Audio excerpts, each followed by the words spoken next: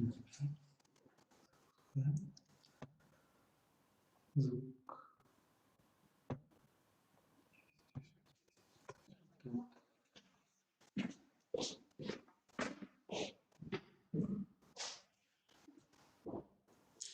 afternoon, dear students.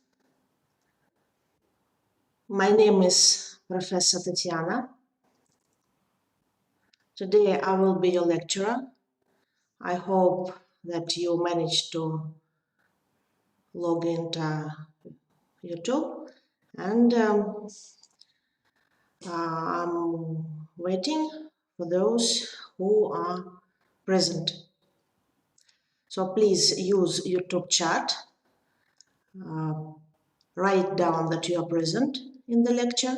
Write your name and group, please, and tell that you can hear me.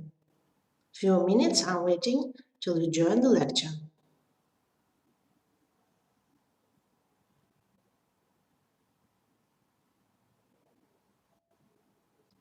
So I see that some students are joining.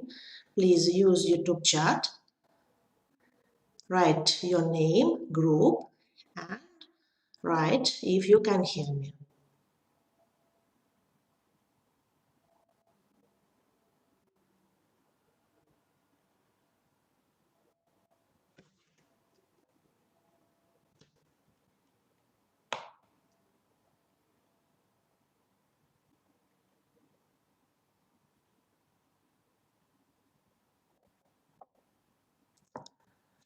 So 44 students have joined the lecture already. Yes. Good morning, Sakshi. Nice to see you.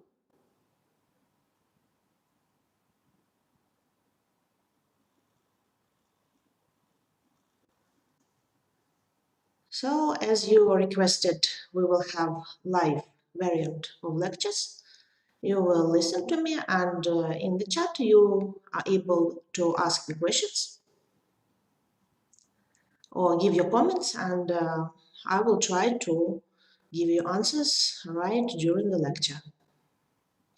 And I hope you will be able to travel to Russia, and maybe in spring we'll meet in classes. Good morning, Harris.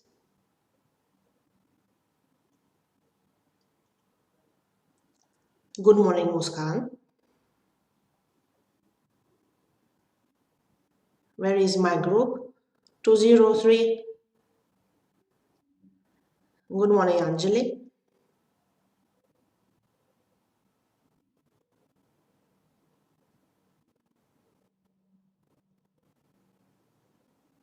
Good morning, Marin.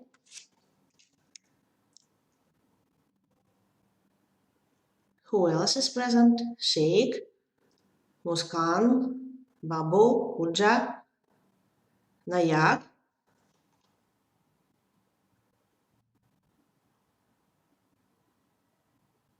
Taif, Abirami.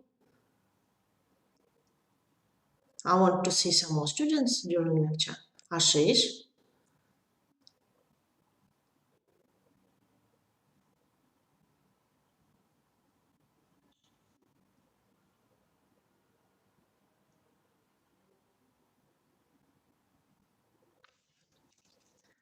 So while some students are still joining, I would like to remind you that in the second semester of the first course, we start to study parasitology. Parasitology is a branch of medicine, and the knowledge which you will gain in the semester, you are able to apply in your future medical practice. So if you want to study medicine, here is the medicine. We give you the same program as we give to senior doctors. Medical helmintology is essential part of medical parasitology. You have started from protozoan parasites, and this week you have studied dysentery amoeba and amoeba histolytica. So first 3 classes you will devote to unicellular parasites, and when you will finish the protozoology, you will come to medical helmintology. First of all, I would like to remind you the basic definitions of parasitology. So, parasite is the organism which lives on another host organisms from which it obtains food and shelter, and the parasite always damages the host. So, parasite is never good for the host. Um, if organism just lives with the host and nourishes from it without any harm, it is called commensal. If organism lives with the host and helps the host, it is called mutualism. But parasite always damages the host. The degree of damage can be different. So some parasites just come, bite, and go like mosquitoes. Some parasites transmit deadly infections, and some parasites settle inside our bodies and cause chronic or acute diseases, which can cause different outcomes. So, I remind you some basic classification of parasites. We have ectoparasites, which live on surface on skin. Usually, these are arthropods, like ticks, mites, fleas, mosquitoes, flies. They usually spend short time on the host. And we also have endoparasites, which live inside of our body. So endoparasites are divided basically into major groups. These are protozoan parasites and these are helminths, parasitic worms. Helminths are also divided into two major groups. Platyhelminthes, which we're gonna discuss today, flatworms, and roundworms, cylindrical worms, nematodes, which we will discuss after 2 weeks in the next lecture. So many students have joined. My group have joined. Welcome, Mahesh. Nice to see you. Okay, hope you'll enjoy today's lecture. So, types of parasites. Parasites can be facultate and obligate. Facultate parasites can live without the host, like free-living pathogenic amoebas, and obligate parasites depend on the host completely. If they get eliminated from the host body, they die. And of course, parasites can be unicellular and multicellular. Parasites can also be temporary and permanent. Yes, temporary, usually arthropods, permanent are usually protozoan and helminths. And of course, parasite depends on the host. Parasite host system, their interaction, their ecology, their effects are studied by medicine. And types of host are as follows. So, definite or final host. Host in which parasite reaches sexual maturity or starts sexual reproduction. Intermediate host is the host in which the parasite is doing asexual cycle and doesn't complete fully its life cycle. Some parasites do not have intermediate hosts. Some parasites with complicated life cycles can have few intermediate hosts. A special variant of host is the vector. Vector is arthropod which distributes the parasite. Sometimes vector can be intermediate host, but sometimes, like female Anopheles, it can be definite host also. And human is not the definite host all the time. For some parasites, like malaria plasmodium, like dog tapeworm, human is intermediate host. Accidental host is the host which parasite do not normally infect, but sometimes can multiply for a certain time. If you eat larvae of flies, they will not grow in your body into adult flies, but they will multiply for a certain time in your intestine and cause food poisoning. Paratenic host is a transport host where parasite does not develop. It usually stays for a certain time, and this host is used by parasite for its distribution. And reservoir host. Reservoir host can be also definite or intermediate host, is the animal which maintains the parasite population in the environment and has the potential to transmit it to the human or domestic animal. Many parasites use many reservoir hosts, so parasite doesn't usually live in one species. It's very rare when parasite uses only one species for habitat.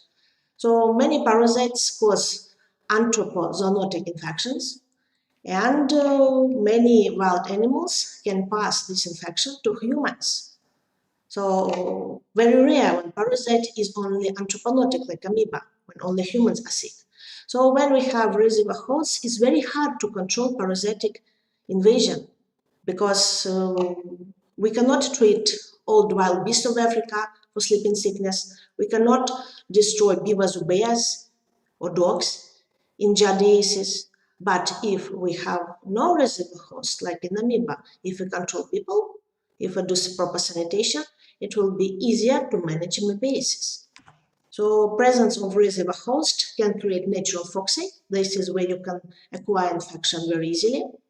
And removing of parasite presence in the nature, if you have reservoir host, is very, very hard. Okay, so I remind you that this semester we focus on unicellular parasites, amoebas, flagellates, ciliates, apicomplexa, and multicellular parasites, flatworms, roundworms, and a little bit later you will study arthropods. In the end of this semester, you will have exam. So, medical helminthology contains information about parasitic worms or helminths, which can infect human and animals. But parasitic worms are very common organisms. They can also infect plants and cause huge damage to agriculture. But today we talk about parasitic worms which affect humans. Parasitic worms belong to two main phyla, to two main groups, flatworms, Platyhelminthes, and roundworms, Nemathelminthes. To understand what is going on in this lecture, you need to operate the basic terms of helminthology. So, worms can be, of course, adults, which are sexually reproductive life cycle stages. In protozoan parasites, we use such stages as trophozoites.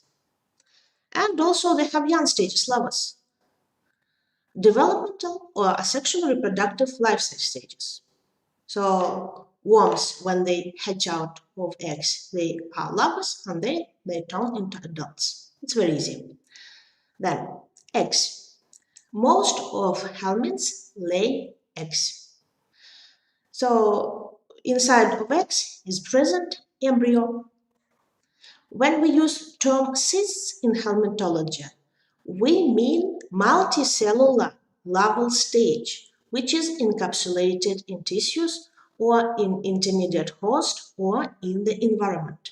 And please take attention when you talk about cyst in amoeba or cyst in giardia, for example, when you mention unicellular parasite, that means that the cyst is single cell.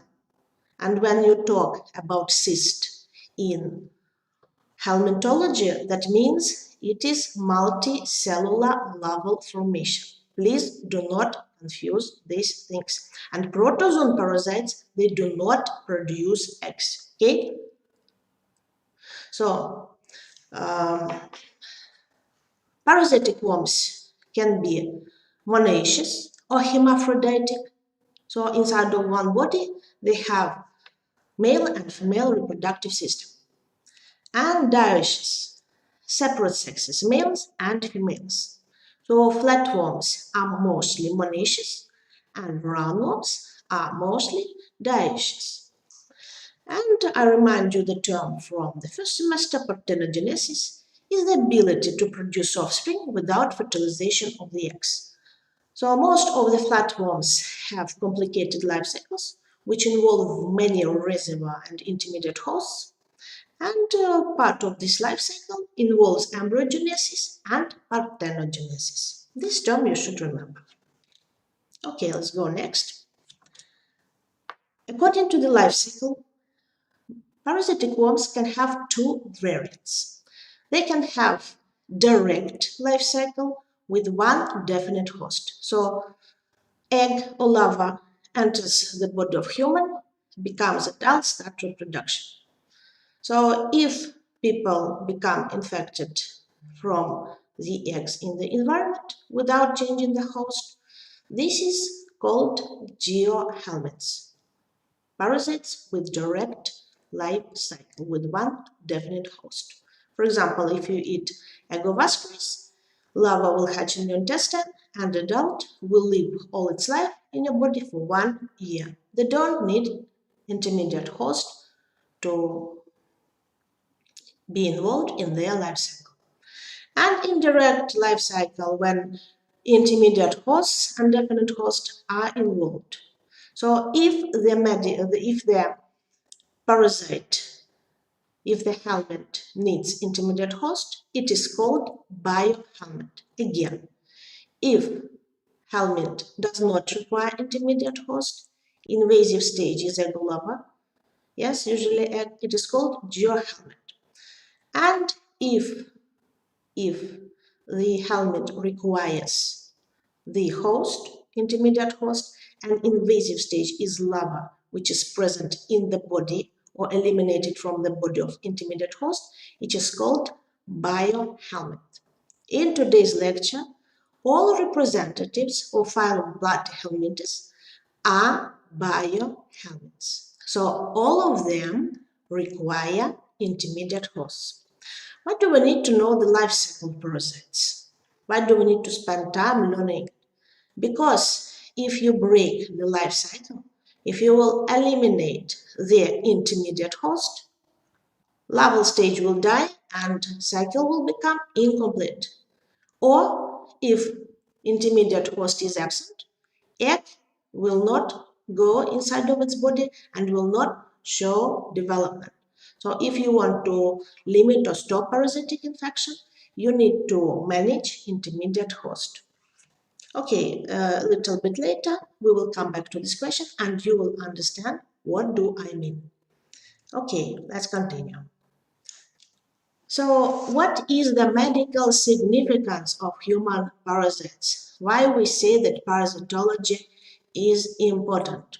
So parasites love to live very much in hot, humid countries, especially if these countries have big human population.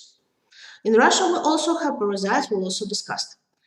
But in tropical countries, parasites have most comfortable conditions. And of course, if you will be docked in India or in Africa, you will definitely meet different parasitic invasions.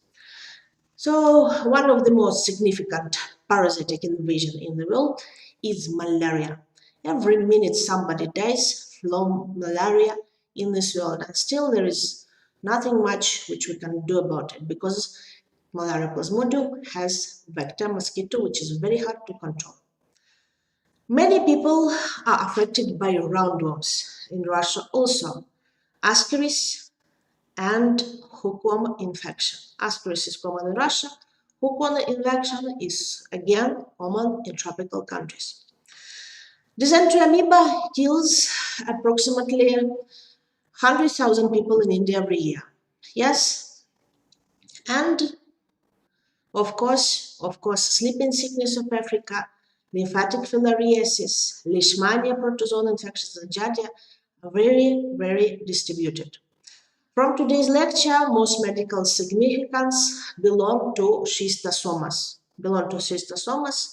which are mostly present in Africa and Southern East Asia, and schistosomas take away approximately 500,000 people life per year. So these parasites have huge medical importance. We will discuss them a little bit later. So how the parasites and how helminths in particular can enter our body. First most common way is when we eat them, ingestion, by food, by water. So many people put dirty hands in the mouth. Many people don't wash hands after toilet, especially people which cook for you on street. Many people eat food which is covered with raw dust. Many food, especially fruits and vegetables, can be polluted with fertilizers. And meat, people who eat meat can have parasites which are embedded in the meat tissue. Second way of getting parasites and helminths too, not only protozoa, are arthropod bites, by vector bites. So we do not get only leishmania or malaria plasmodium by mosquitoes. We can also get filaria larvas, filaria or helminths, which we'll study next lecture. And if you don't want to eat, drink, or become exposed to arthropods, still parasites will find way to your body. They can penetrate intact skin or mucous membranes directly. Hookworms, extremely aggressive larvas. When you walk barefoot on humid, wet, moist soil, yes, which is warm and which is contaminated by feces, larvas can even go through your clothes inside your body. So there are three main ways of entry of parasites into our body. Main way and leading way is the ingestion. So if you will control and wash what you eat, the chance that you will not get parasite will increase. And by the way, if you will check and wash what you eat, you will also not get pathogenous bacteria and viruses. So these are important skills, sanitation, which can save your life. And all what you hear in today's lecture in biology, you can apply in your routine life. And believe me, it will be very helpful. If you think that you will finish first course and it's still a big way to go to the sixth course, and first course student is just a baby student, no. Even after first course, if you study carefully and attentively, you will gain some knowledge which will be extremely useful. Believe me. Okay, so what helminths are able to do with human body? So they can eat directly human tissues, like amoeba, for example. They can cause hypersensitivity reactions, allergic reactions, and these reactions are accompanied by eosinophilia. So in the blood count, we find lots of special populations of leukocytes which are called eosinophils. And finding eosinophils in the blood is one of the indicators that human might have parasitic reaction, parasitic infection. Okay, so eosinophilia in the blood count is always the indication of allergical reaction, and if after changing some modes of life habits, this eosinophilia doesn't go back, then that means that you need to search for parasites in the human body. So severe eosinophilia, 90% is the sign of helminthiasis. Most parasites do not give specific clinical symptoms. Parasites are very, very tricky. Their body is quite simple, but they have been living with humans for many years, for many centuries, maybe thousands of years. And they studied very nicely our body. They studied very nicely how we live, with whom we live. They studied very nicely immune system. They know about immunity more than you do. And though their body is simple, they made many of different ways of entering your body. They know how to escape the control of your immune system. They know with which animals you have contact with. They know which food you like to eat. And they produce huge amount of eggs.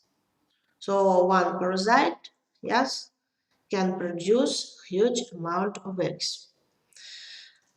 And to stay in your body as long as possible, they pretend to be symptoms of other diseases.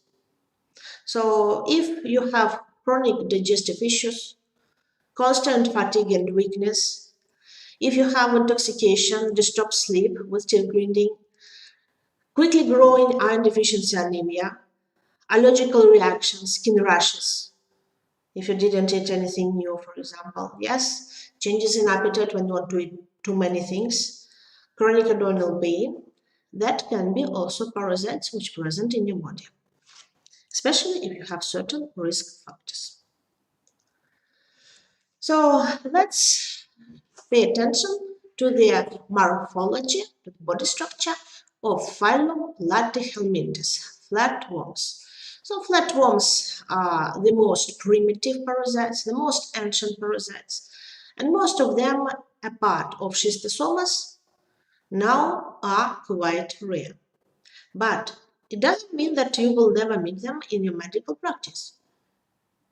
If you will neglect these parasites, if you will forget about them, they will come back and multiply very easily. So parasite control, even of rare parasites, is still very important. So Platyhelminthes is divided into two classes. Class Trematoda, we use Latin name, or flukes in English, leaf-shaped unsegmented parasites, and class Cestoda, or tapeworms, ribbon-shaped. Why are they called Platyhelminthes, flatworms? Because they lack a true body cavity. They are first primitive animals which have distinct tissues. So they don't have body cavity, they are flat in dorsiventral section, and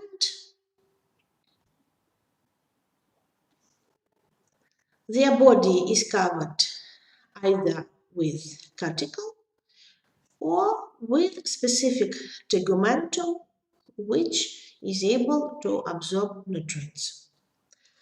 So Trematoda's body is covered by thick cuticle because they usually live in liver and they need protection from bile. And tapeworms have coverage which is called tegumentum, which is spongy-like and which is able to absorb nutrients from our intestine. The present organs and systems are embedded into loose tissue called parenchyma. And again, remind you that they have no body cavity. Which organs and systems do they have? They have nervous systems with head ganglion, and nervous system is a ladder type. So if you have studied in school free-living trematoda called planaria, the parasitic flukes resemble it very much. So maybe a long time ago, all of them were free-living organisms, but for some reason they choose to stay in our body. If they want to stay in our body, they have to be adapted to our body, to know it, to survive inside it. So they have nervous system with head ganglion. They have excretory system, which is here on sides of the body is located, and it is represented by flame cells or proteinephridia. They have developed digestive system, which starts from mouth, yes, then we have pharynx and a short esophagus from which two branches of intestine go almost till the end of the body. So the digestive system ends blindly. What enters in the mouth become excreted through the mouth. So anus is absent. Yes, it's not very effective digestive system, but still it works for these parasites. So again, digestive system ends blindly. What goes through the mouth goes to intestines, and the waste materials become excreted again through the mouth. All representatives of phylum Platyhelminthes, apart from schistosomas, are hermaphroditic.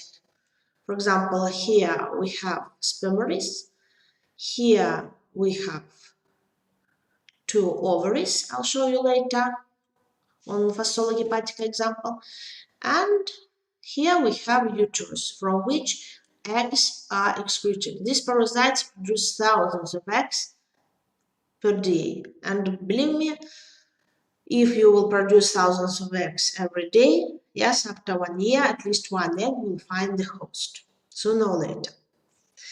And according to the life cycle needs, they require intermediate hosts. So there is no exception.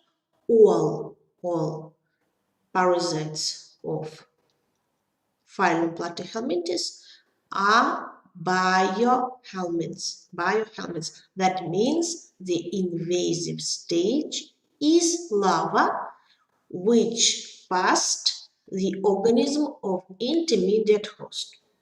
If you eat the egg of Fasula hepatica, you will not become infected. If you eat the egg of cat fluke, you will not become infected. And if you eat larva, which came out of snail body, then you will become infected. This is a very important moment.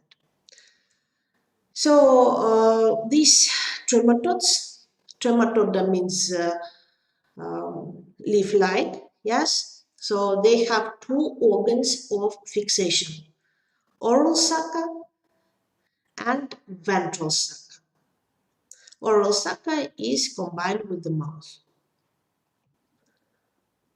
The first representative of class Trematoda flukes is liver fluke or sheep fluke. Distribution of the parasite, in which countries you can meet, is quite cosmopolitan. So it likes countries with moderate climate, and it is strongly associated with the cattle keeping areas. In all countries where we have lots of cattle, sheep, cows, horses, where farmers create special conditions to maintain these animals, we have threat of fasciolasis. Fasciola means leaf in Greek, and hepatica, hepan in Greek means liver. So it really looks like brownish leaf, which likes to eat liver very much. Fasciola hepatica is one of the largest trematodes, parasitic trematodes, which live in human or animal body. Some forms can reach more than 5 centimeters in their length, and this form is called Fasciola gigantica. So let's see the structure again. Body is covered by cuticle. Original color of this parasite is reddish brown. It has oral sucker, it has ventral sucker, and you can see uterus, which is stuffed up by eggs. Here are spermaries, and here are non-distinct branches of intestine. Okay, so the mature parasite, which is called marit, can live for more than 10 years. It affects liver and bile duct and nourishes on liver tissues. So here is another variant of a stained parasite, so you can see more distinguished body structures. And in the perfect conditions for this parasite are the small water bodies, basins, ponds artificially made, where cattle drinks from. So again, check the morphology. Size in length can be up to 5 centimeters, 5 centimeters. Width is up to 2.5 centimeters. So you can see it without microscope and liver tissue. Uterus, ovaries, spermaries, branches of intestine, excretory cells, yes, and 2 suckers. So the body structure is very, very primitive, actually, yes. The life cycle. How the life cycle goes. If you will remember the life cycle of liver fluke, if you will understand the stages, larval stages, which passes the Fasciola hepatica, you will easily remember the life cycles of other trematodes. All of them are related. So all of them except of Dicrocilium develop in water, require water. And if you will remember for solar well, the other cycles will be quite easy for you. They are very, very similar. So the adult worms live in the liver of human or cattle, especially sheep. When it becomes sexually mature, it starts to produce fertilized eggs. Fertilized eggs. It has male and female genital system, so it can easily produce embryonated eggs. Eggs in a big amount go to the bile, go to small and then large intestine, and pass with the host feces. And here is important moment. The embryonated egg needs to go to shallow, stagnant, fresh water. For example, you know that farmers, they dig out small ponds from which cattle drinks. So these ponds, especially in summer season, is a perfect place for multiplication of fasciola. So if the, and you know that cattle does toilet and drinks from the same place. So egg can easily go to water where you have cattle maintenance. Once the egg entered the water, after a few days it hatches and ciliated larva called miracidium penetrates the body of the first intermediate host, black snail.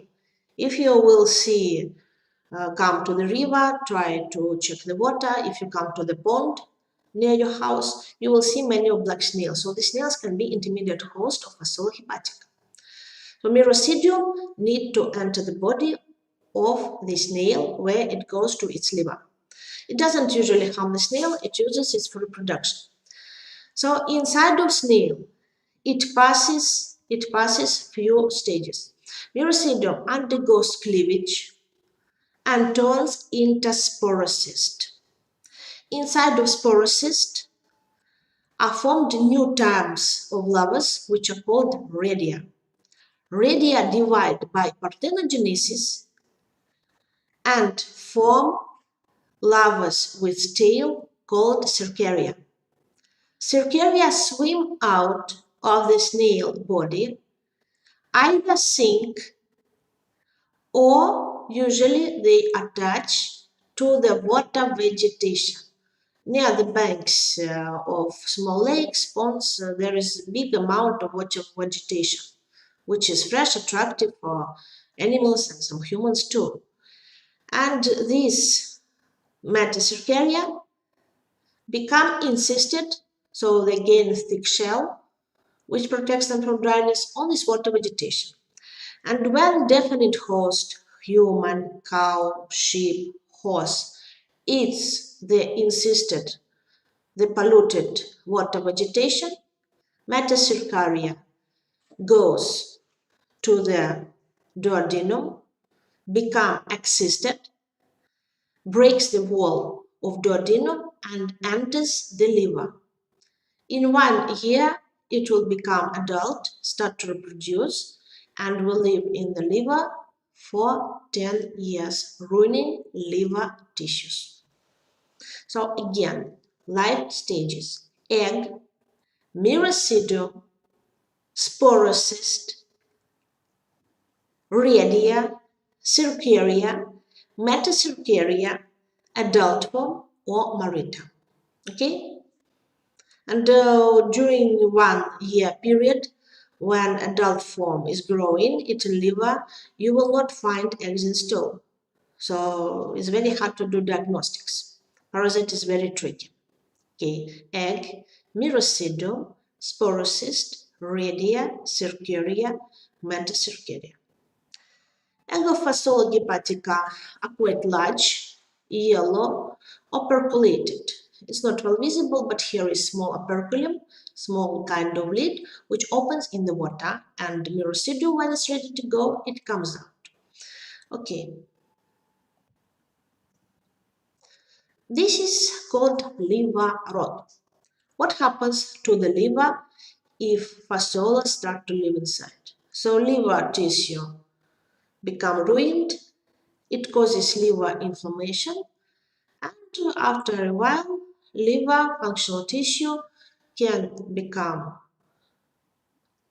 transformed into non-functional connective tissue, which is called liver cirrhosis. If human or usually animals have many of parasites, if liver rot is severe, they die. So symptoms in human symptoms do not start same time when the parasite enters the body. They develop after a while, and within every year they become more and more severe. So when human usually turn for medical help late, it's very hard to help human. So some typical symptoms are abdominal pain, fever, jaundice. Remember, all liver lesions, inflammations are accompanied by jaundice because bilirubin exchange is violated.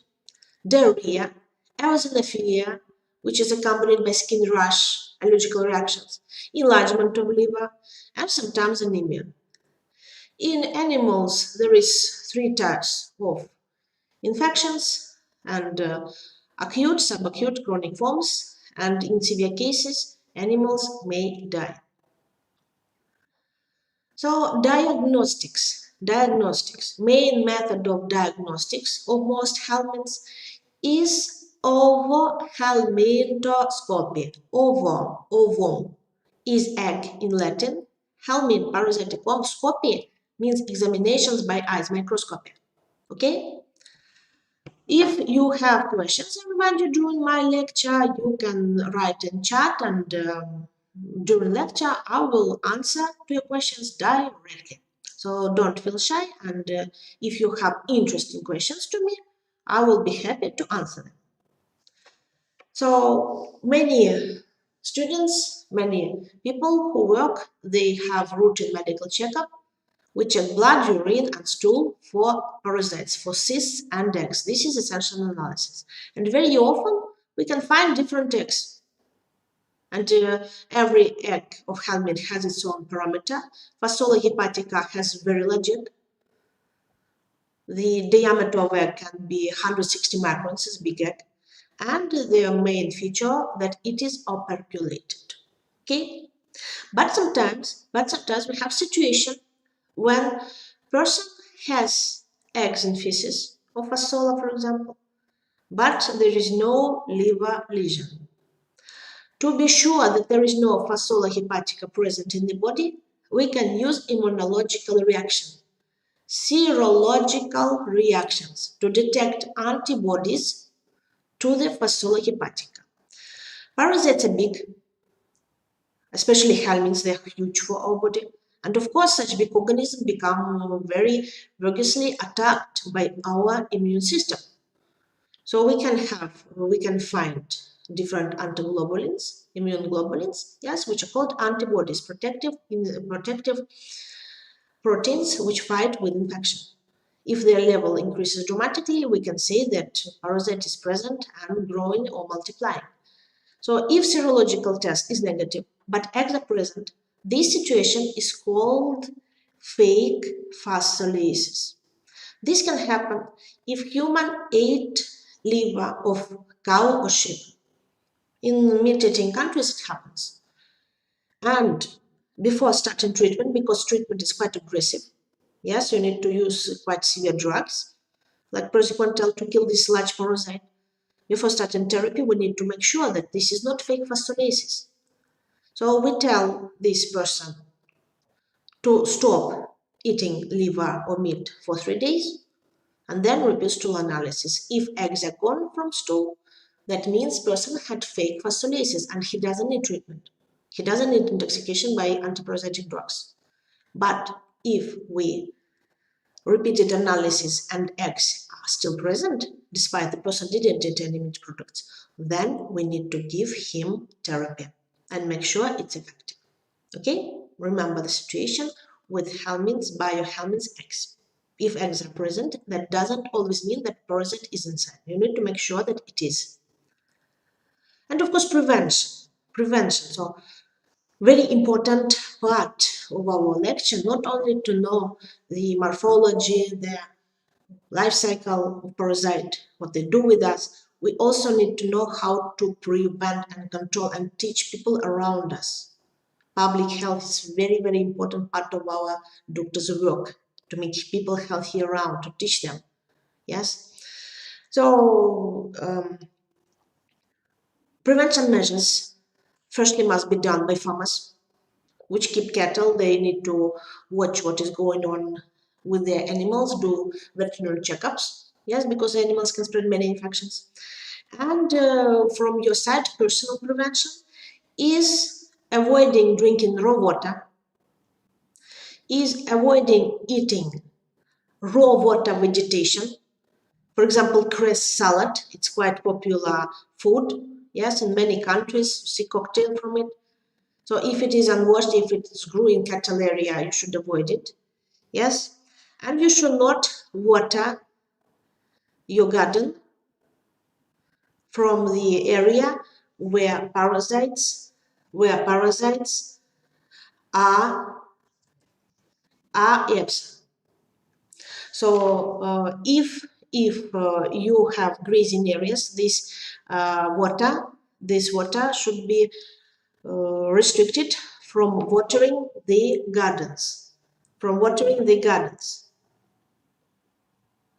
Okay. And if you have to use the water from cattle grazing areas, if you have water shortage, make sure that fruits and vegetables before eating are washed by proper boiled clean water.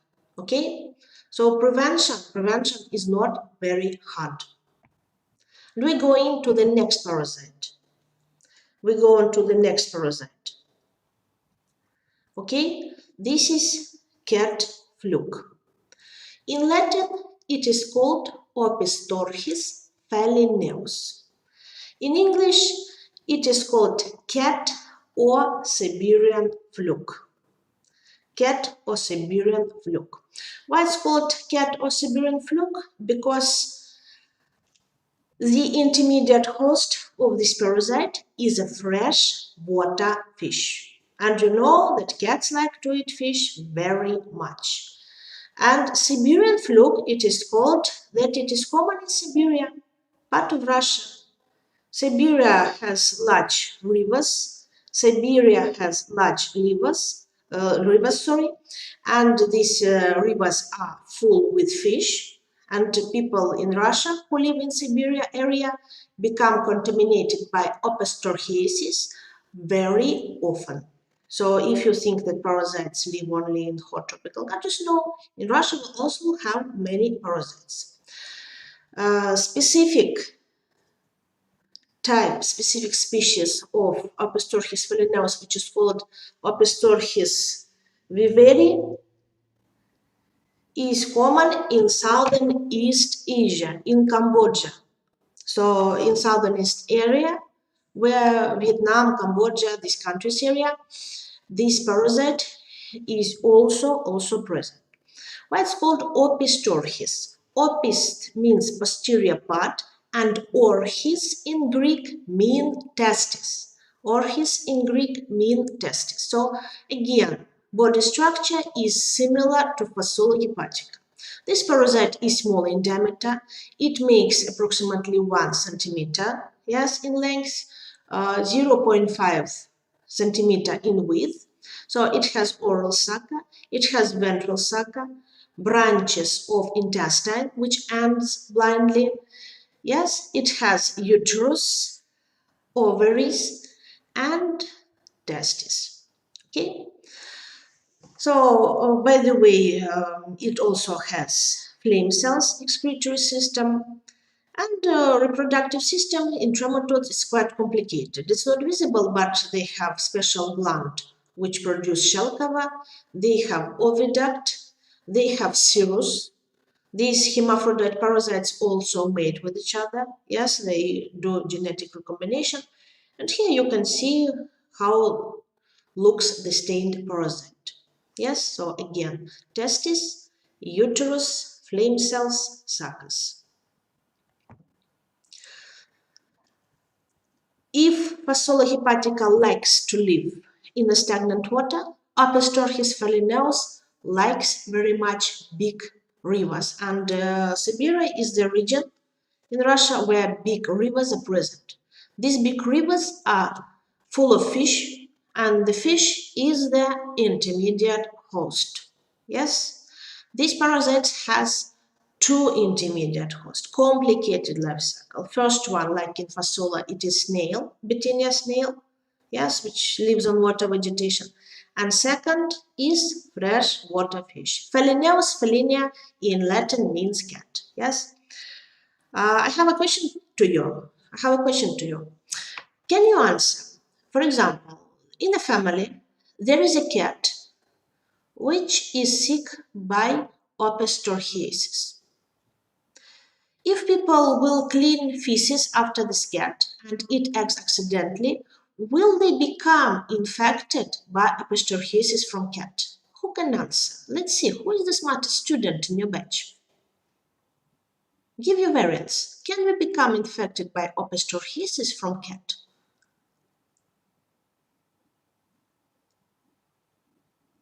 Think a bit.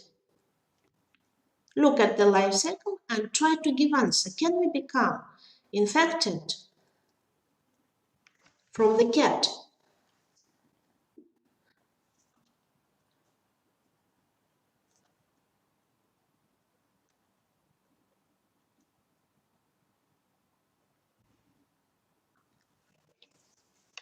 Taif, why do you think yes? Please, let's see again. Life cycle. So final host is human and predatory animals. Fish is a very popular food. Final host, a part of human of opisthochiasis, can be cats, can be dogs, wolves, bears, foxes. So all carnivorous animals which have access to fish.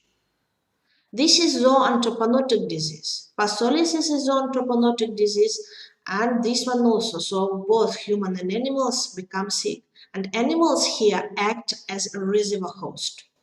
So if we will treat all diseased humans, the infection will be still present in the environment because we cannot treat all animals. This is the problem. Так, let me check. Taif, you change your mind. So first you write yes, then you say no. Rishi, no. Martin, no.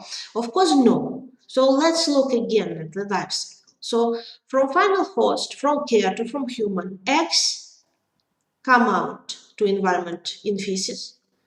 They need to go to water, to the river. If they go to river, from egg hatches miracidium.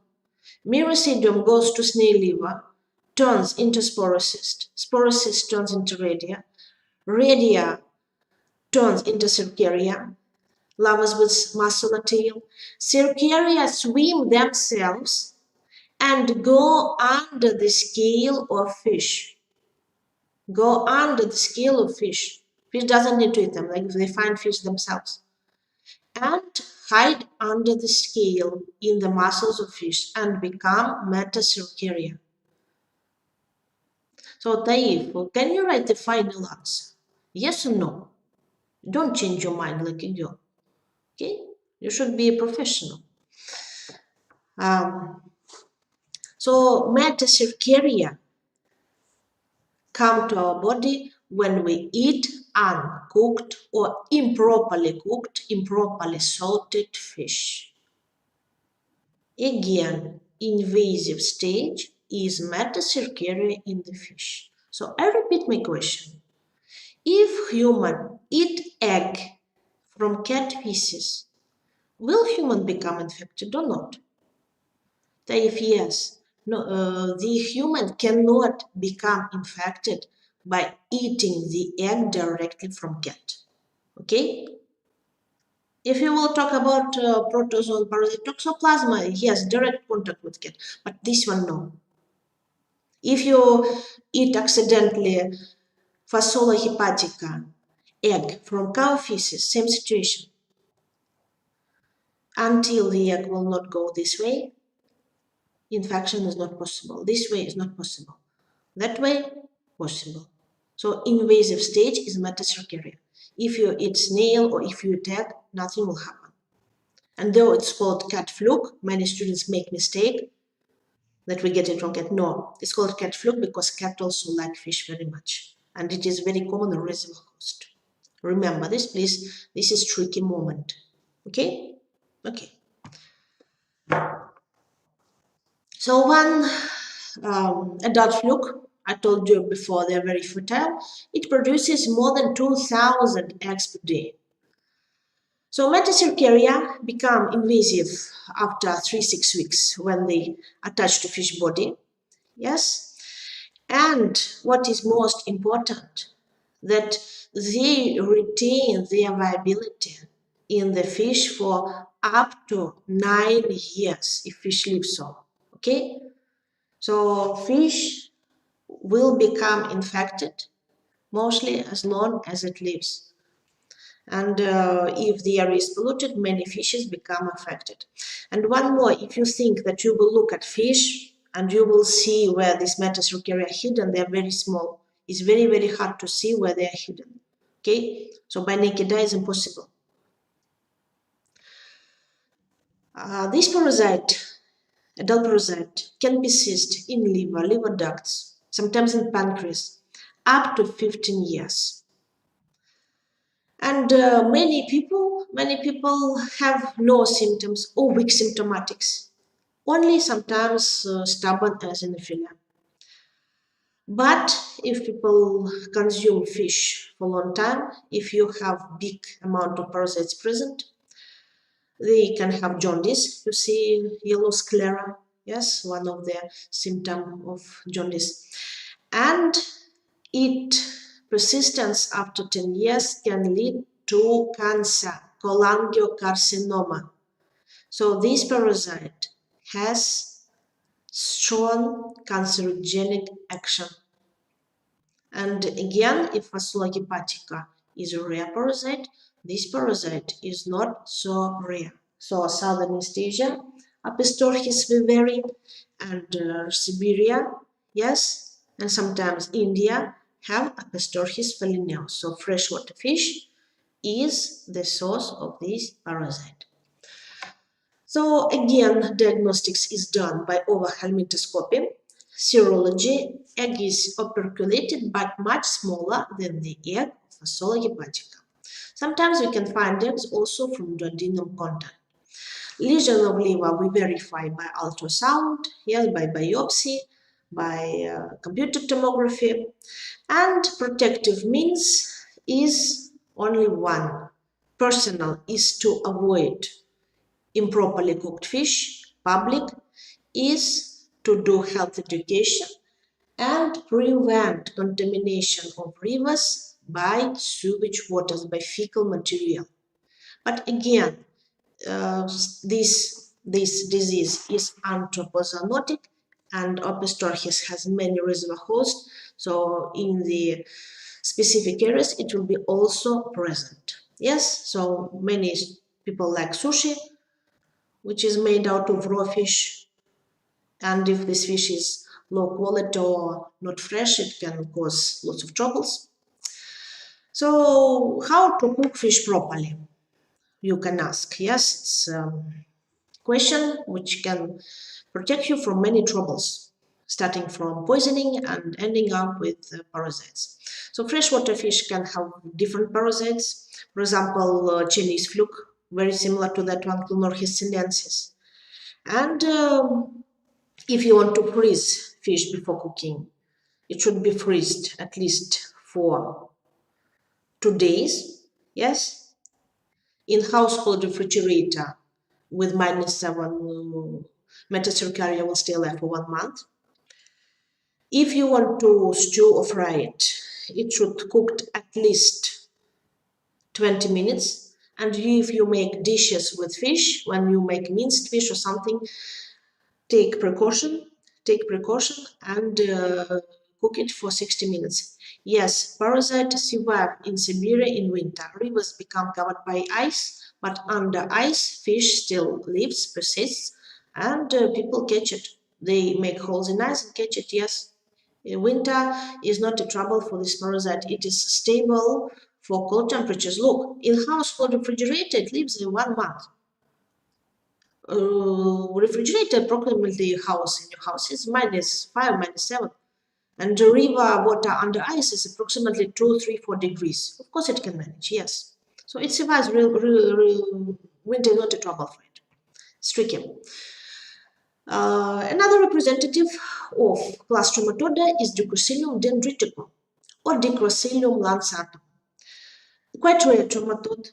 And what makes it different from other parasites, from other trematodes, that it develops on the dry land. It develops on the dry land. So it is very similar by morphology to Opistorchis phylaneus, oral sucker, ventral sucker. The only difference that Opistorchis had testes in the posterior side, that one has testes in the anterior side, anterior front side. Okay, so the only difference, this is phylaneus, this is dendriticum. So life cycle is very interesting, and what makes it different, again I repeat, it develops on the dry land. So in countries with hot dry climate, water is not present everywhere, yeah, so it will not stop this parasite. It choose the way to develop without water. So areas where people grow cattle, camels, cows, goats, sheep, again, these animals also use as reservoir final hosts. And eggs of Dicrocilium latum already contain miracidum. It doesn't take time to undergo embryogeny. So eggs from feces of human or cattle. Human is not very often contaminated by this parasite. Go on the land. From egg, after a few hours or 1 day, hatches out miracidum. This miracidum enters the snail. It turns into sporocyst. Radial stage is absent. So from the sporocyst directly come out macellated cercaria. Cercaria come out of the snail breathes them out, and they climb on the grass, become accumulated together, and become eaten by ants. Ants find this food very attractive. Inside of ant, they turn into metacercaria. And cattle or humans become contaminated when they ingest food with ants inside. So ants can climb on grass. If they become infected, they become slow, still. Cows eat them easily. And ants can live in human houses, go inside the food, hide there. And if you eat infected ant, then you get dicrociliasis. Symptoms are same as in Opistorchis, and diagnostics is same. Again, I repeat, this disease is quite rare. Next parasite, which is more common, especially in China, in countries which we call Far East, China, Vietnam, Japan sometimes, Paragonimus westermanni or Paragonimus ringeri. Definite hosts are again men and carnivorous animals, cats, dogs, tigers, even pigs. Land fluke looks like coffee bean. It has short uterus and short spermaries, and it mainly locates in lungs, causing pneumonia or chronic form which resembles tuberculosis. So life cycle goes again in the rivers. Egg from sputum or from feces. Why from feces? Because most part of sputum you swallow during night. You don't even notice. So eggs can be found in feces also. They go in the river. In the river, they hatch, miracidum come out, enters the snail body, Melania snail, yes, undergoes porosis stage, Redia circaria, and circaria penetrates freshwater crabs, prawns, or crayfishes. In Southern East Asia, in some regions of China, for example, up to 70–80% of crustaceans are contaminated by metacircaria. So when you travel to foreign country, you don't understand the language of it, you don't know the food. If you want to try something exotic, please be very careful with what are you trying. It can be dangerous. And when we eat uncooked crabs, prawns, or crayfishes, we become infected by pulmonary fluke. Yes, from duodenum, circaria become excited and breaks the diaphragm, enters the lungs and start to eat lung parenchyma, just like tuberculotic bacteria. Early symptoms are severe pneumonia, late symptoms are tuberculosis, like when we have holes in the lungs called cavernous. So this disease can be extremely dangerous. So very often people confuse it with the pneumonia, and only studying sputum under microscopy can give final diagnosis. So by microscopy of sputum, if you see golden brown egg, this pneumonia is caused by parasite. And preventive measures are as in Opistorchis velineus, cooking crabs and crayfishes well. How to cook well? Boil them at least for 20 minutes. This I told you before. So these simple things can save your life and life of your patients. Believe me, your patients, many of them will travel around the world, and they can ask doctor which protective measures should they do. If I travel China, what should I eat there? What should I drink there? How many minutes I should boil water? And if you will give recommendations, people will be very happy. They will think that you are a very good doctor. And I'm wishing you to be good doctors. And this basic knowledge, I will think you will find it useful. And of course, remember and use yourself. Okay? And we come to very famous parasites called schistosomas. You know that Egyptian civilization is very ancient. So Egyptian people built mummies, yes, put them inside of pyramids. These mummies are many thousand years old.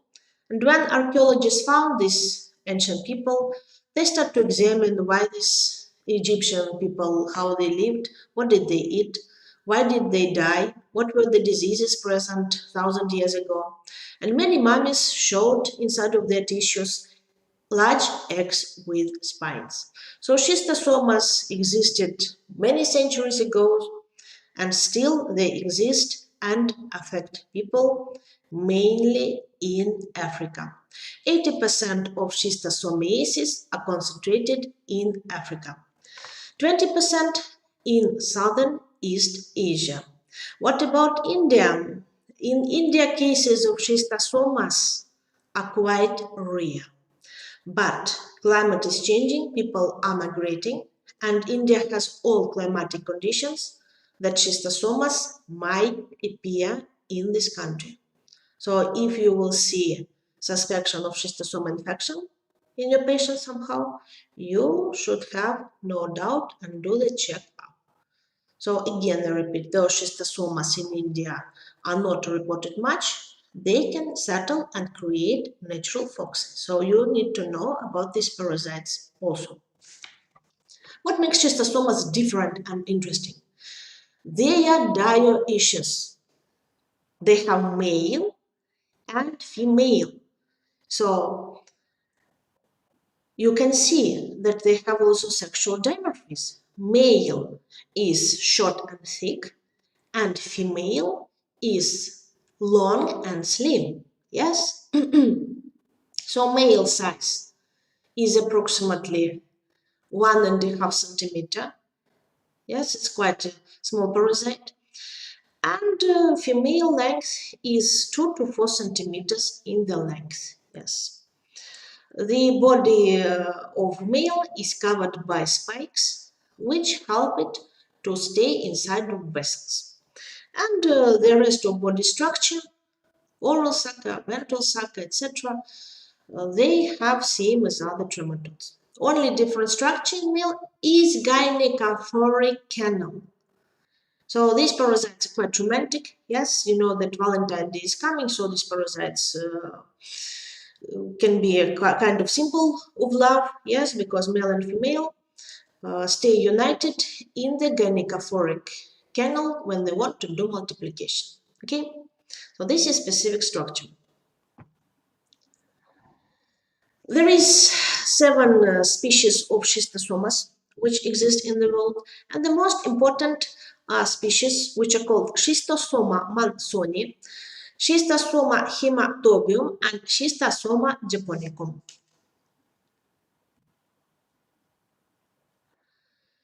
So geographic distribution, Schistosoma mansoni and hematobium, as I told you before, 80% of schistosoma cases are in Africa, especially sub-Saharan region. Yes, and approximately 1.5 million people become infected by it every year. More than 200,000 die from schistosoma cases every year too. In Southern America, schistosoma you can find, and in Eastern Asia.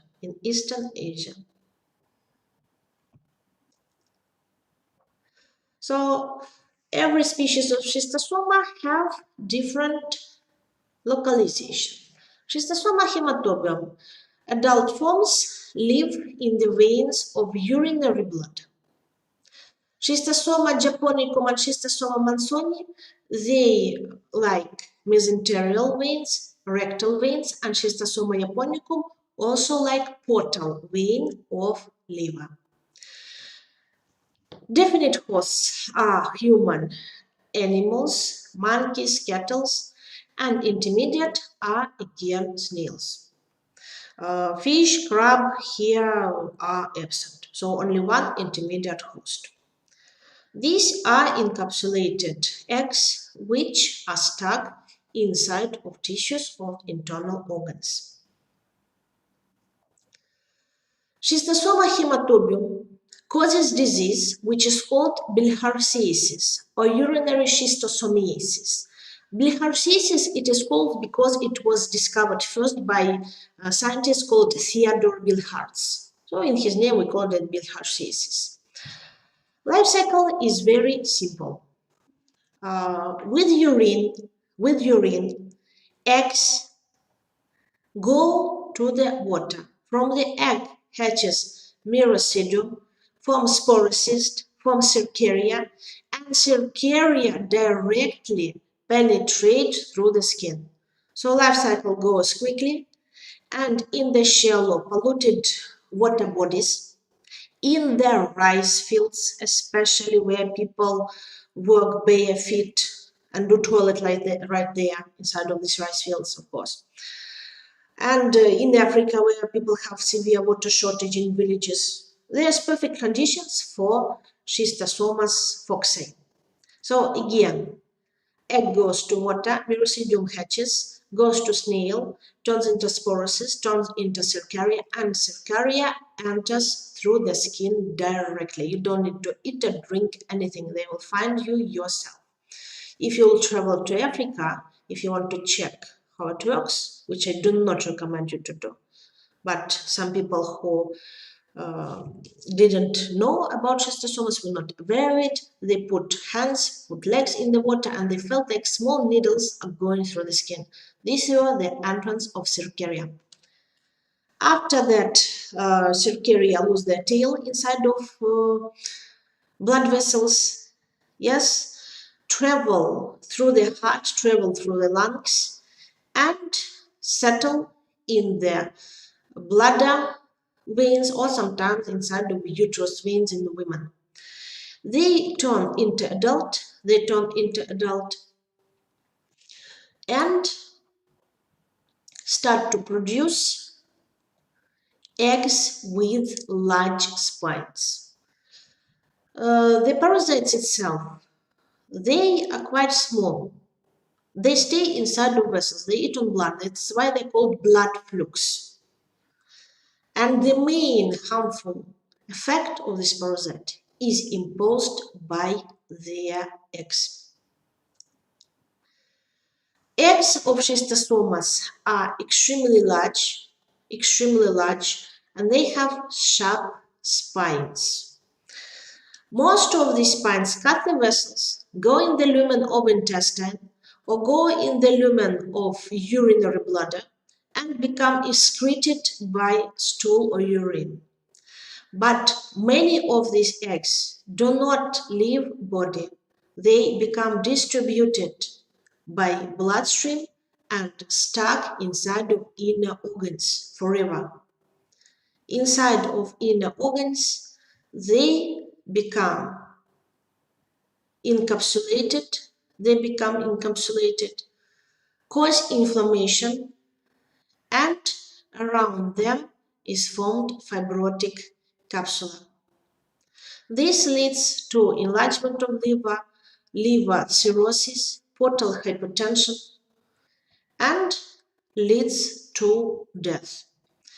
Constant damage of walls of urinary bladder causes chronic inflammation and leads to cancer. So in some African villages, people who are not educated, they go to toilet with blood for 20 years and then die from cancer. And early symptoms of schistosomiasis is caused swimmer rash or water rash. These are allergic reactions which are imposed by larvae by cercaria penetrating through the skin. So early symptoms you can notice at once. Only good news about schistosomas is that they can be treated quite easily. If people start early treatment, most of parasites and eggs will be eliminated, and these chronic effects will not develop. This is only good news about this parasite. So diagnostics is finding skin rash, geographical analysis, how the skin rash in which country it appeared after what, and studying urine sedimentation, finding sharp eggs with spine, and studying stool, finding eggs with lateral spine. Okay, polar spine and lateral spine. Very often, by the way, schistosoma hematobium urinary bilharziosis is confused with acute urinary infection. So very often people find these eggs accidentally. So if you travel in Africa, start to avoid water bodies, open water bodies, and if you become infected by schistosomas, if you think that something entered your skin in water, you should do early diagnostics and early treatment. Only in this case you will be fine. So of course, fighting with schistosomas is World Health Organization task, like fighting with malaria. We need to treat sick people. We need to eliminate snails, prevent water contamination, and prevent human exposure. So these water reservoirs which are used for washing, for drinking, should not be polluted and should be controlled. And of course, people should be educated and not use the contaminated water. Such situation, which is happening in many countries are suffering from water shortage, but these situations should not happen. Okay, so this is most important thing in the prevention of schistosomas. And again, if you will travel in Southeast Asia, if you want to visit rice field, if you travel in Africa, be aware of schistosomas. These parasites are aggressive and dangerous, and still they are numerous. They are not rare. We are coming to class Stoda. Classistoda are the most primitive helminths of all representatives. Their body is long and thin. Some of them can reach 20-25 meters. And they consist of few and sometimes even hundreds of segments, proglottids. If trematode body was unsegmented, this classistoda body is segmented. And three main parts, three main segments you should remember, which are present in all cestodes, in all tapeworms. So all tapeworms have head or scolex. Head or scolex has nervous ganglia and has organs or fixations to attach to the wall of intestine usually. So it can be hooks or suckers. After scolex comes neck, and after neck grows segmented body or strobila. So scolex, neck, and strobila. Okay? First segments which come from neck, 1 or 2 or 10, depends on the parasite. They're called immature. Then after a while, inside of these segments is formed male reproductive system. Then these segments become hermaphrodite, and the last segments are called gravid. Spermaries disappear, and inside of their mature segments is present uterus, which is filled up with eggs. And these eggs leave the body, separate from body, come out with feces, and become distributed within environment. So the last segments are gravid, which separate from body and distribute eggs. So you can see some representatives, yes, and size can be really dramatic and huge. Yes, sometimes 10 meters, sometimes 20, and the record was 25 meters in the Diphyllopotrium latum. So life cycle of tapeworms.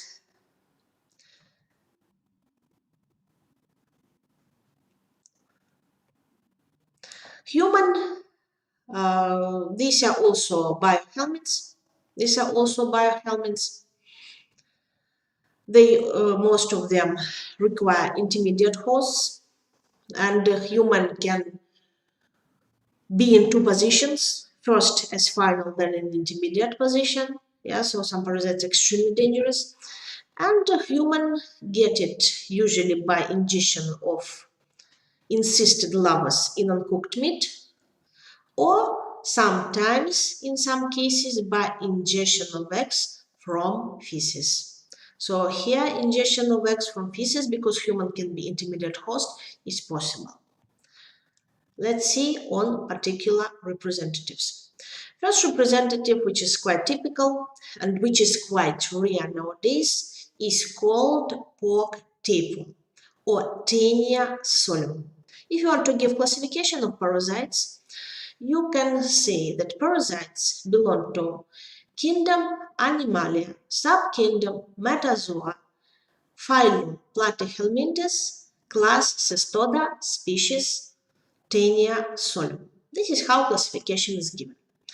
So the parasite is up to 2 to 4 meters long. Yes, adult form lives in human small intestine. I remind you that it is covered in tegumentum. Body is flat, body cavity is absent, and even digestive system is absent in the tapeworm. So if trematodes have intestine branches, these one do not. They're extremely primitive. So inside of gravid segment, you can see reproductive system and excretory, and two small branches of nervous system. So these parasites are extremely primitive. Let's go back and see what is located on scolex. To attach like an anchor to the wall of intestine, it has scolex with rostrum and hooks. So like an anchor, it goes into the wall of intestine. Yes, that's why it's called armed tapeworm. And additional fixation is given by four suckers, which give additional fixation. Removal of this parasite is very hard manipulation, and because it has crown of hooks, we call it also armed tapeworm. Armed. Gravid segment, last gravid segment or mature proglottid looks like this. So it is stained, and you can see uterus with duct and branches. And inside of this uterus, there is huge amount of eggs. So mature proglottids separate from body and they go with the feces to environment where it become broken, eggs become separated, and with dust, with water, they go in the environment and become eaten by the hosts. The typical feature of mature proglottid in Taenia solium that it has one main branch and 7 to 12 lateral branches, and it is immobile. Why it's important? Because Taenia solium, Taenia saginata are very similar, but they have different treatment. If you will mix treatment and give wrong treatment in Taenia solium, your patient will die. So life cycle. Life cycle is very simple. So if eggs become from human feces eaten by pig, yes, they hatch into larvas, yes, and these larvas form cysts in the muscle tissues of pigs. So 6-hook embryo leaves the eggshell in the intestine of pig, goes inside of muscles and form larva. When human eats undercooked meat, the larvas, encapsulated larvas in the muscle of pig in the meat, which are called cysticercoid larvas, enter human body, come out of capsula. These larvas are mainly made of scolex, attach to human intestine wall, suck our nutrients, and start to grow to 1 or 2 or 4 meters. This is the way of infection when human is final host, when human eats infected meat. But because human and pig biochemically are very close to each other, human can become intermediate host. When human has adult parasite, and if eggs which are produced by this parasite get on human hands and become eaten,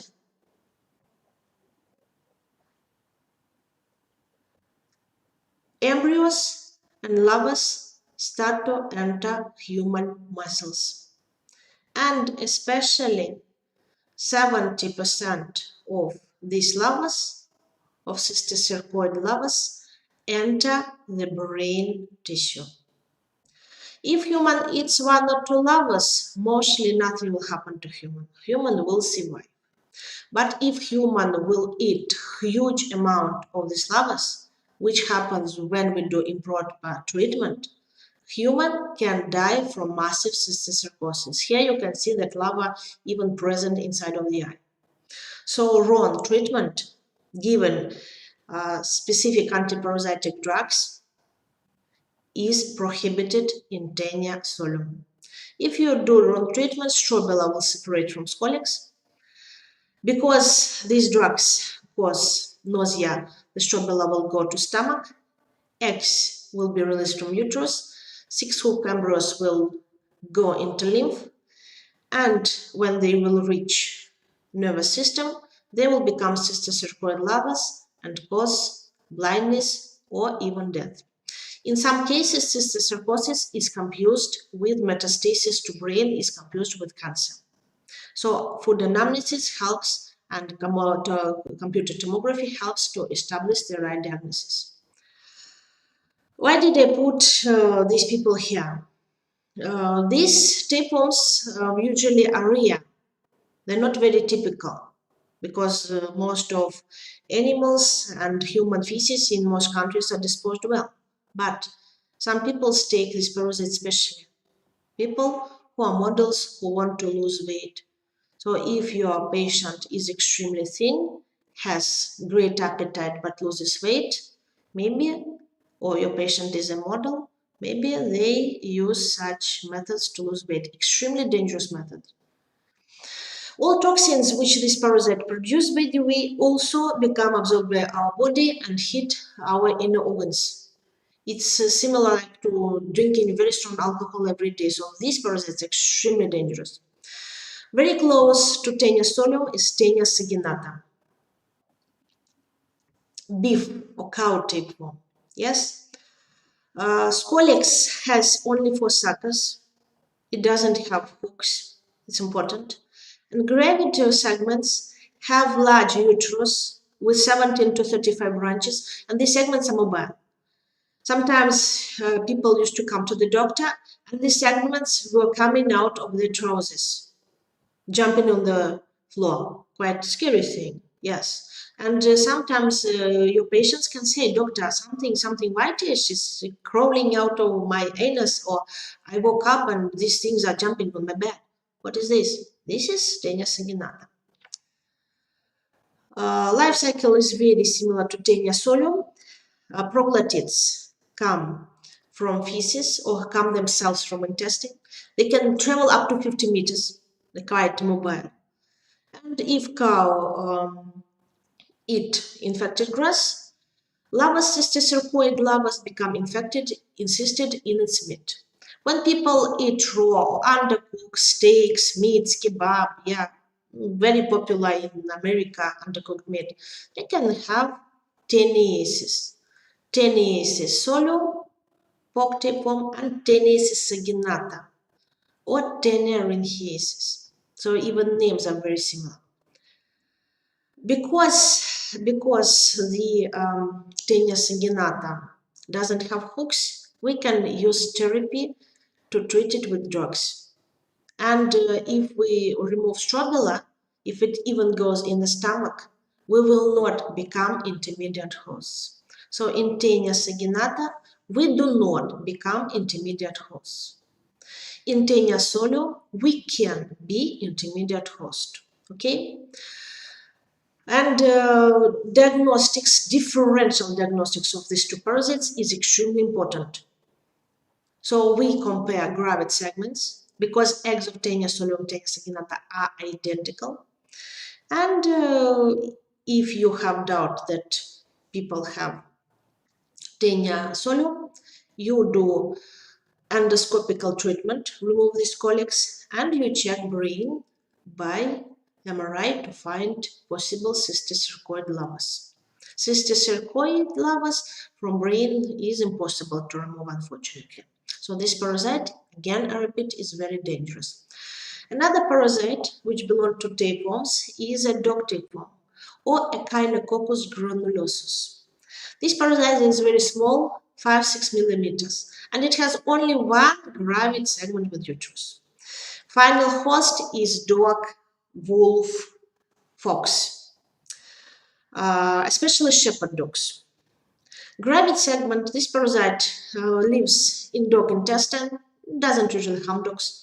And time by time, the gravid segment comes out of the dog anus, goes on the hair and covers dog hair with eggs. Eggs are very sticky.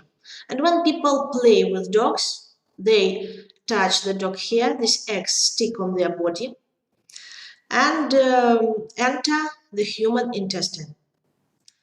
Larvas go usually to human liver or lungs, sometimes heart, sometimes spleen, and form cyst, hydatid cyst.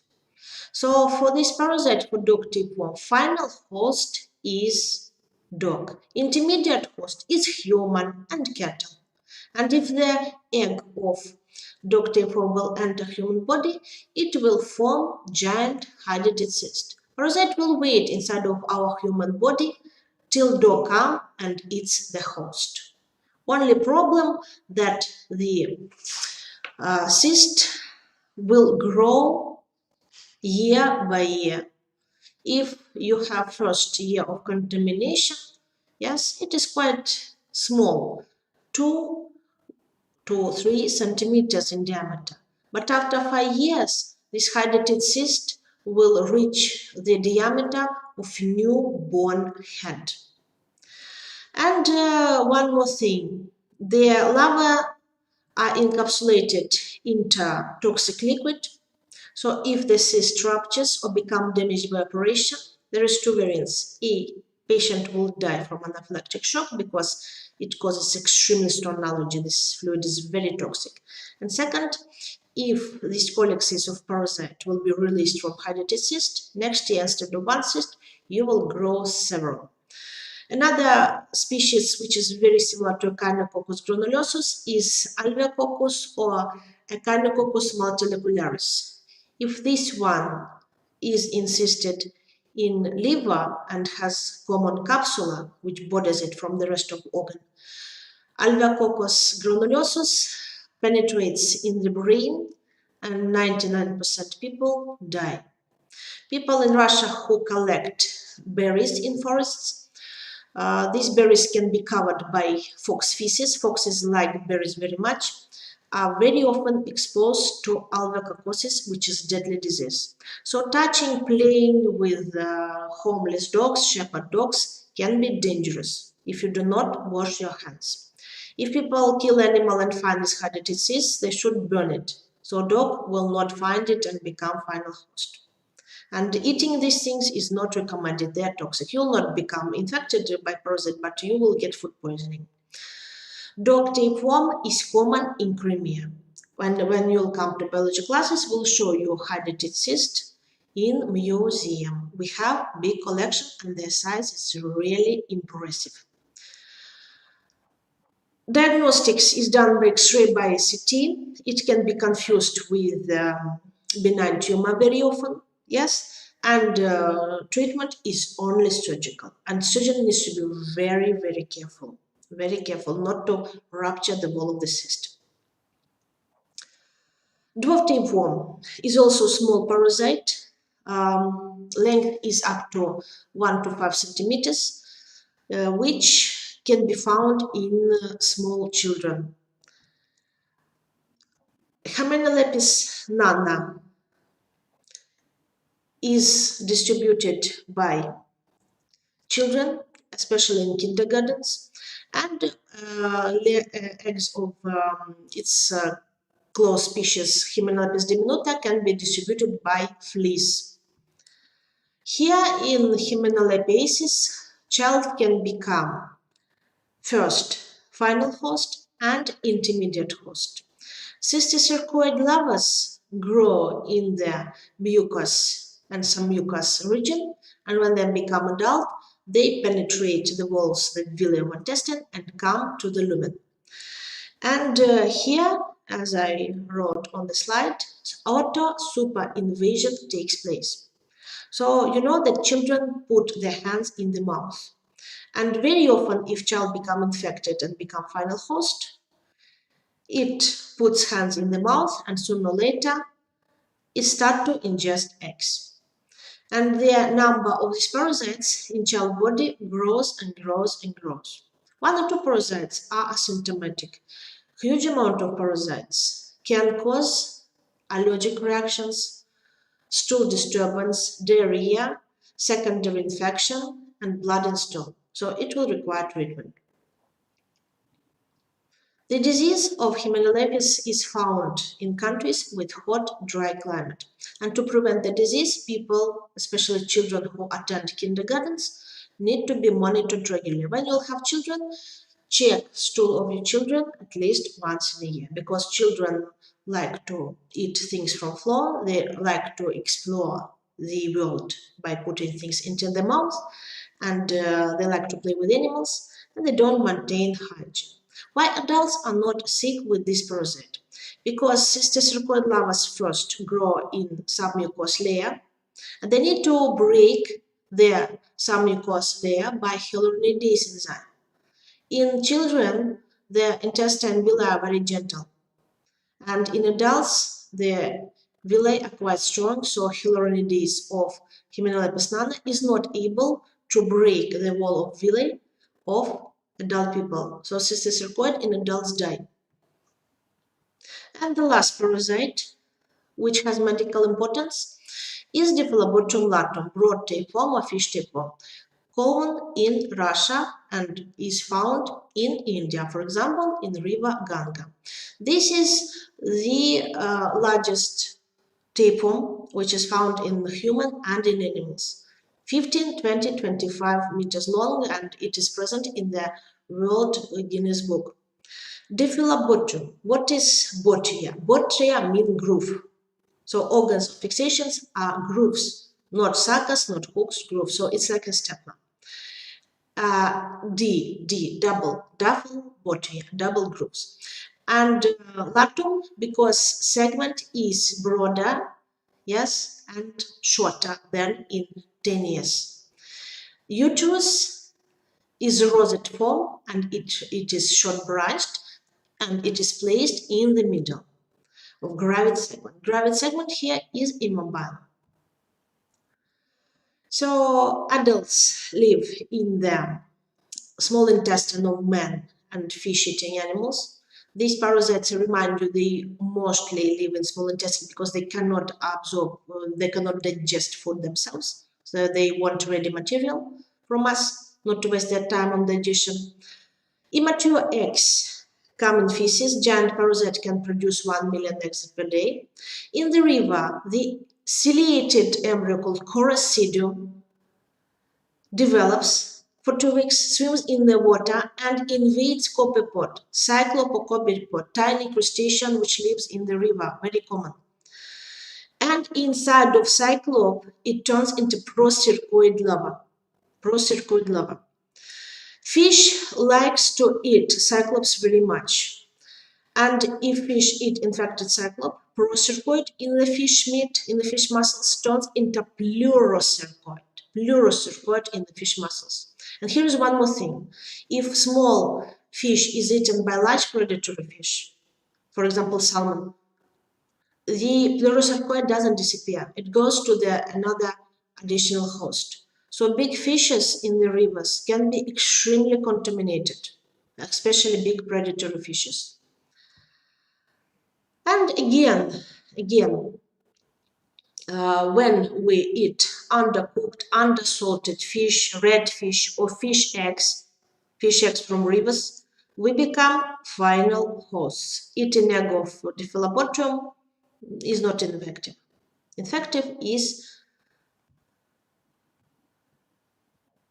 pleurocercoid from the fish. Okay, this you should remember. Okay, these parasites cause all symptoms as tenuis.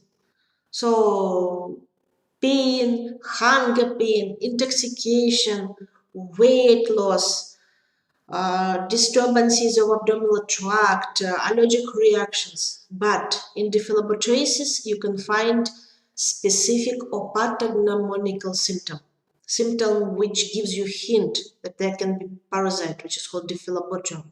This symptom is called pernicious or microcytic anemia because these parasites absorbs huge amount of vitamin B12. Okay. Megaloblastic anemia is when inside of our bloodstreams we find lots of immature erythrocytes because B12 helps them to get rid of nucleus and helps them to mature. In this case, parasite absorbs its all vitamin B12 and erythrocytes cannot become mature. And this disease is called pernicious or malignant. Because if doctor finds megaloblastic anemia, finds that B12 is low, prescribes high dose of B12, it doesn't help. If you prescribe B12, Diphyllobotum will happily find it. Okay? And until you will not remove the parasite from intestine, you will not succeed in the treatment of anemia. So parasites are quite dangerous. Prevention and control, again, is cooking fish properly or giving it proper freezing or salting, especially fish and fish eggs. And public prevention, again, avoiding pollution of the water. The lecture is over. Our time is over. Do you have any questions?